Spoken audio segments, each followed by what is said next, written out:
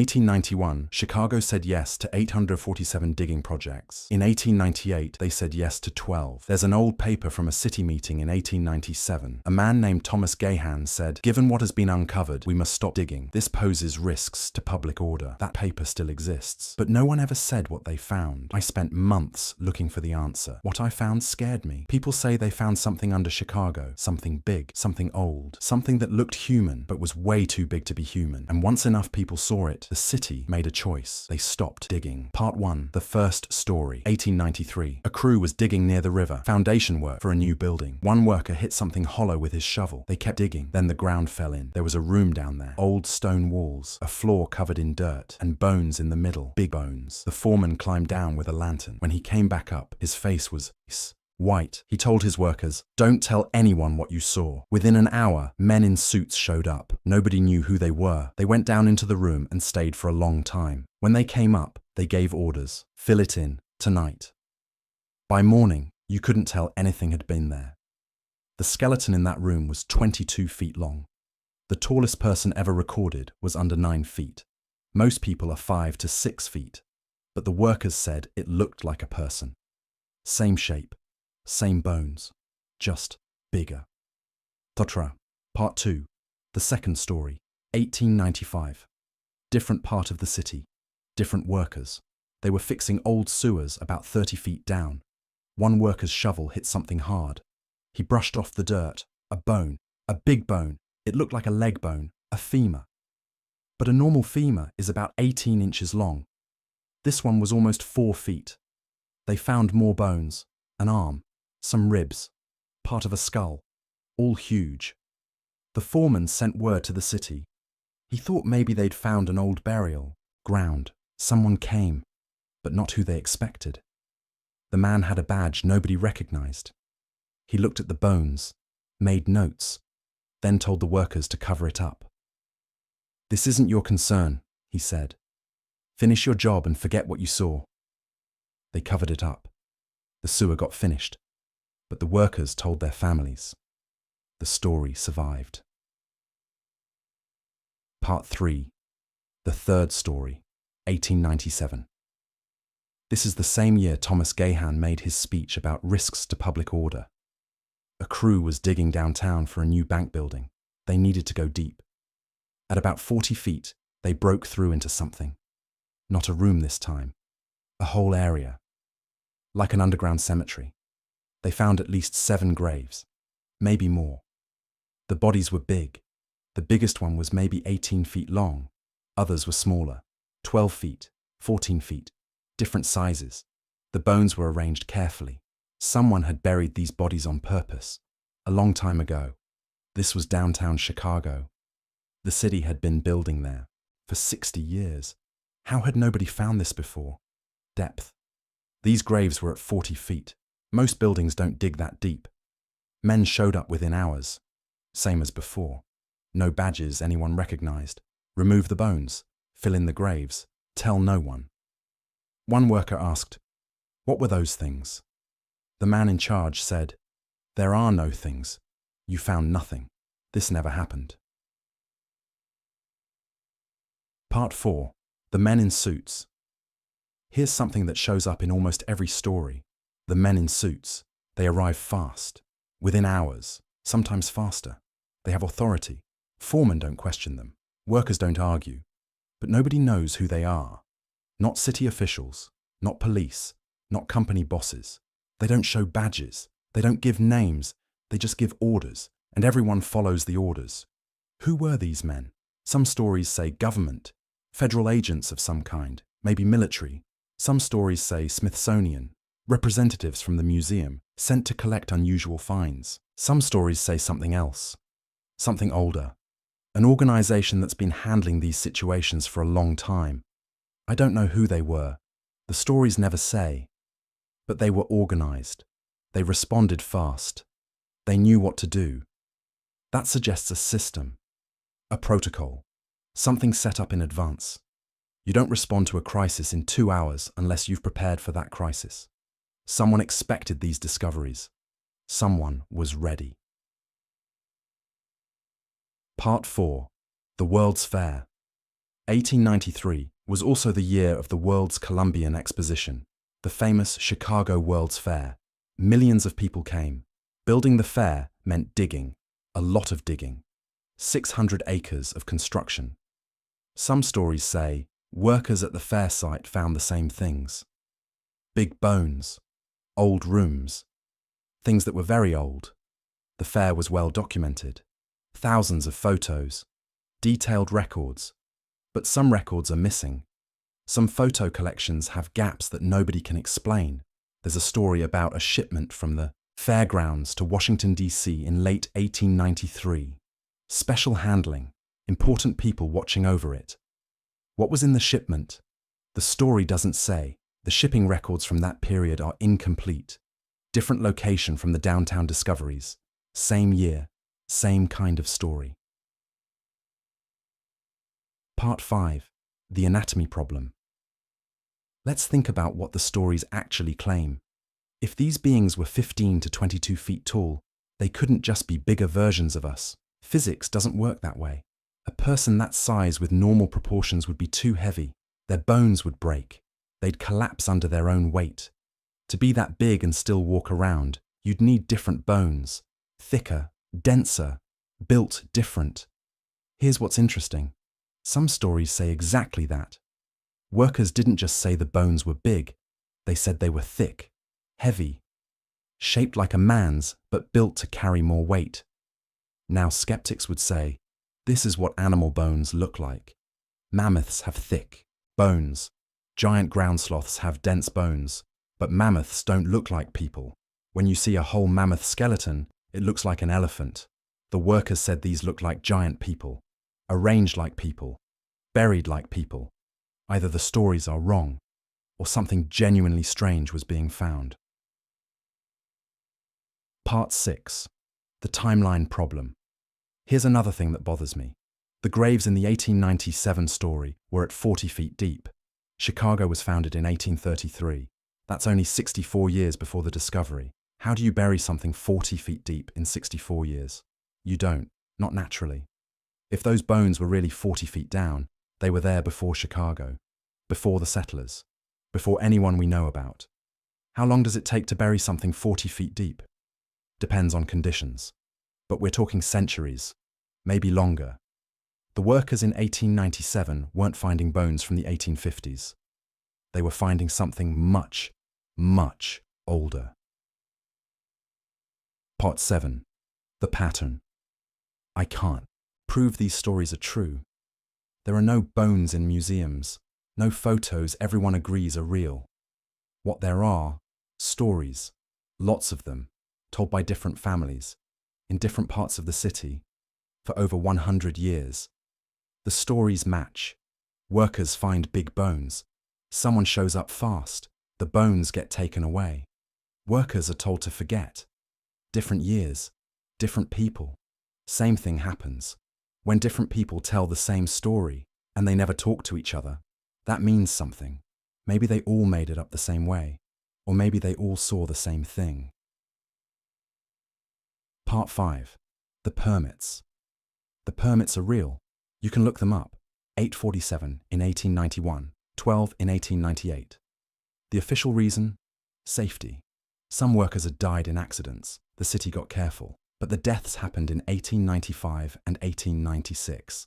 The permits didn't drop until late 1897, almost 2 years later, and the rules only applied to deep digging, below 40 feet. Shallow digging, still allowed. Basements, no problem. Pipes, go ahead. But deep digging got really hard to approve. Why would safety rules only apply to deep holes, unless something was down there that they didn't want people to find? Part 6. The Gahan Question. November 14th, 1897. City Council meeting. Thomas Gahan said, "Given what has been uncovered, continued deep excavation poses unacceptable risks to public order." What do you find that risks public order? Not rocks, not dirt, not old pipes. Something that would upset people. Something that challenges what they believe. Giant bones would do that. People would ask questions. Where did they come from? What else are you hiding? I tried to find out more about Gahan's statement. What came before it? What came after? The pages right before his statement are missing. The pages right after are also missing. Just gone. Gahan died in 1903. His family gave his papers to a museum, but some papers were kept back by the family. Nobody knows which ones or why. Part 7. The family stories. These stories aren't in newspapers. They're in families, passed down for over 100 years. I talk to people whose families have these stories. The letter. A man named Michael showed me a letter from 1894. His great-great-grandfather wrote it. One part says, "I cannot tell you what we found beneath the Lassiter building. I am not permitted and would not be believed. But I will say this.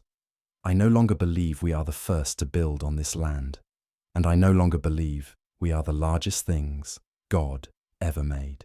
The recording. A woman named Rosa played me a recording from 1978. Her grandmother talking about her father. He worked in the sewers in the 1890s. One day he came home shaking. His face was grey. He wouldn't talk. He quit his job that week, never worked underground again, never talked about what he saw for 40 years, not even when he was dying. The photo. A man named James showed me an old photo, over 100 years old. It shows workers standing in a pit. Behind them, something big. Might be bones, might be rocks. The photo is too damaged to tell. His family always said it was giant bones. They kept the photo hidden, only showed it to family. Why hide a photo of rocks? Part 11. Other cities. Chicago isn't the only city with stories like this. San Francisco. After the 1906 earthquake, workers rebuilding the city supposedly found similar things. Big bones, old rooms, things that got hauled away fast. New York. During subway construction in the early 1900s, crews reportedly broke into spaces that weren't on any map. Spaces with things inside. Boston. During the Big Dig in the 1990s, there were rumors. Workers talking about stuff they found that never made the news. Different cities. Different times. Same kind of stories. Workers find something. It gets taken. They're told to forget. Maybe all these cities have the same folklore, the same type of tall tale that spreads, or maybe the same thing is under all of them. Part 12. The construction workers. I tried to talk to people who work construction today, in Chicago. I wanted to know if they'd heard anything. Most said no, nothing weird, just dirt and rocks and pipes. But a few got quiet when I asked. One guy, didn't want his name used, said his uncle told him something years ago. His uncle worked deep construction in the 1980s. They found something once. He wouldn't say what, but he said, "There's stuff down there they don't want us to see. Everybody in the trade knows it. You just don't talk about it." Another guy said he heard stories from older workers when he was starting out. Stories about bones, stories about rooms, stories about men in suits showing up. He thought they were hazing him, scaring the new guy, but later he wasn't so sure. Too many people told the same story, he said. Old guys who didn't know each other, same story. Is this proof? No, it's just more stories. But the stories keep showing up. Part 13. Where did the bones go? The stories say the bones were sent to the Smithsonian in Washington, D.C., and then they vanished. No display, no papers, nothing. The Smithsonian says no. They say they never got any giant bones. The stories are fake. Maybe they're right. But the Smithsonian in the 1890s was collecting everything. Bones from all over the country. Anything interesting. If giant bones were sent there and filed under a vague label, they might still be in a drawer somewhere. Forgotten. Or they might not exist at all. I can't prove either way. Part 14. What if it's not true? What if all these stories are fake? What if workers found animal bones and got confused? Mammoths lived here long ago. Their bones are big. What if the stories grew over time? A 6-foot skeleton becomes 10 feet, becomes 20 feet after enough retellings. What if the family memories are just mistakes? This is possible, maybe even likely. And human memory is bad. Stories change. The permit drop might have boring reasons. Budget stuff, politics. Gahan's statement might have been about something mundane. I don't have proof of giants. I don't. What I have is questions. Why do the stories match so well? Why did the permits really drop? What did Gahan mean? Why do families remember fear? These questions don't prove giants existed, but they don't go away either. Part 15. The Big Theory. Some people think Chicago is part of something bigger. They think there was a whole world before ours, a civilization, advanced, global, and it got erased. They call it Tartaria, or the Old World. The idea is, something happened, a disaster. The old world ended. Most people died. The survivors forgot. New people came. They found old buildings. They moved in. They wrote new history that pretended the old world never existed. The giants were part of the old world. Not monsters, just people. A different kind, bigger. When the old world ended, they died too. Their bones are still down there. Every time someone digs deep enough, they find pieces. And every time someone covers it up. Is this theory true? I don't know. There's no solid proof. The Chicago stories could fit this theory. Or they could be something else. I'm not telling you what to believe, just showing you the stories. Part 16. Who were they? If the giants were real, who were they? Some people think they were a different species, like Neanderthals, but bigger, a branch of humanity that died out. Some people think they were something else entirely, not human at all, something older. Some people think they were the builders, the ones who made the old structures we can't explain. The megalithic walls, the precision stonework, buildings that seem impossible for the tools of the time. If you had workers 18 feet tall, you could move stones that normal people couldn't budge. Some people think they were rulers, a different class of being, the gods that ancient stories talk about. I don't know which theory is right, maybe none of them. But the stories aren't just about bones, they're about what those bones mean. If beings like this existed, everything we think we know about history is wrong. Maybe that's why people get scared when they find them. It's not the bones that are frightening, it's what the bones imply. Part 17. What's still down there? Chicago has been rebuilt many times since the 1890s. New buildings, new roads, new tunnels. But most construction doesn't go very deep. A basement? Maybe 10 feet. A parking garage? Maybe 20. The really deep stuff, 50 feet, 60 feet, 70 feet, that doesn't get touched often. If something got buried in the 1890s, it might still be there. There are stories from more recent times. 2006. Workers fixing utilities in the loop. They found unusual stone formations at about 55 feet. Their report got filed. Nobody followed up. 2014. A company building a new tower in River North. They had to change their plans. Something was in the way. The project documents are sealed. 2019. A water main broke downtown. The repair crew had to dig deep.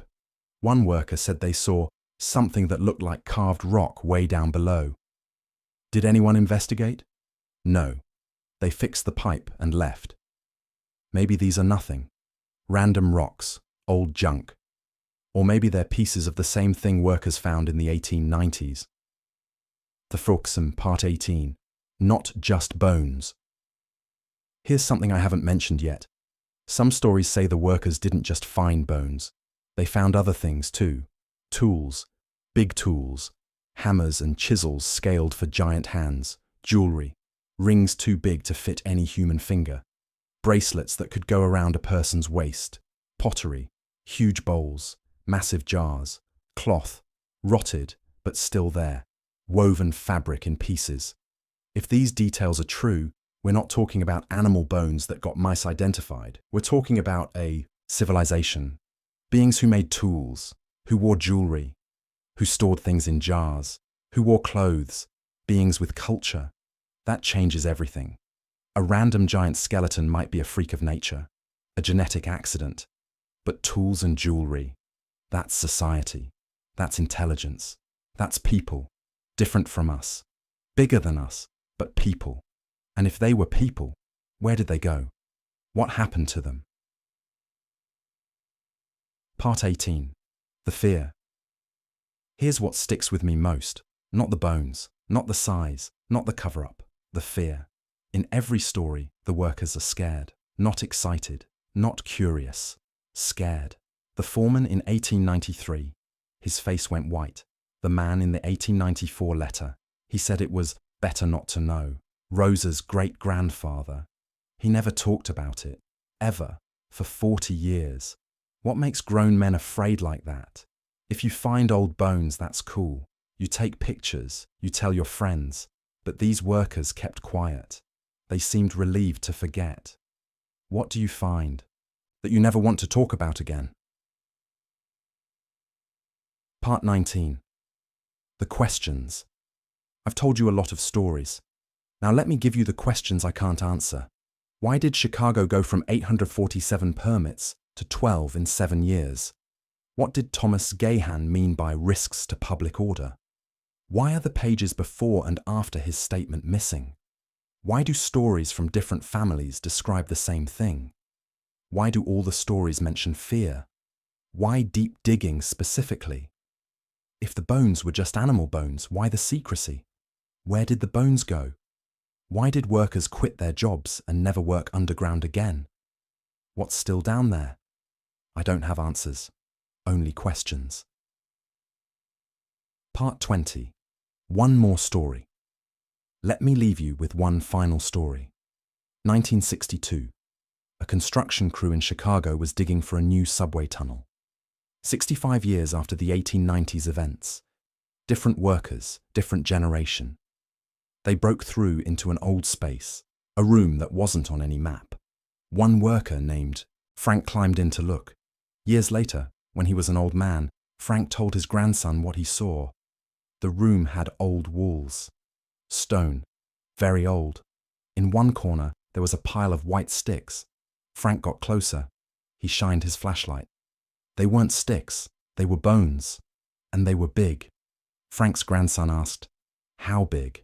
Frank said, "Big enough that I got out of there fast. Big enough that I never told nobody, until now." Frank died in 2008. His grandson told me this story in 2023. Is it true? I can't verify it. I only have his grandson's word. But the story fits the pattern. Find something big. Get scared. Stay quiet. For decades, whatever is under Chicago, it's still making people afraid.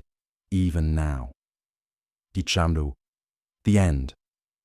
In 1891, Chicago said yes to 847 digging projects. In 1898, they said yes to 12. A man named Gahan said they found something dangerous. Families have passed down stories for over 100 years. Workers saw things that scared them into silence. The bones, if they existed, are gone, taken, hidden, buried again. But the questions remain. What did they find? Why did they stop digging? What's still down there? The next time you're in Chicago, look down. Think about what's beneath you. 30 feet, 40 feet, 50. Layers of dirt, layers of old city, layers of stuff nobody has touched in over a century. And somewhere, maybe, bones, big bones, waiting for someone to dig deep enough. Something weird, something old, something that might not be real. The digging stopped. The questions didn't. And maybe that's the scariest part. Not what they found, but what they decided we couldn't know. These are just stories. I can't prove they're true. Think for yourself. Ask your own questions. If your family has stories about digging in Chicago or anywhere else, I want to hear them. The contact info is below. Thanks for watching.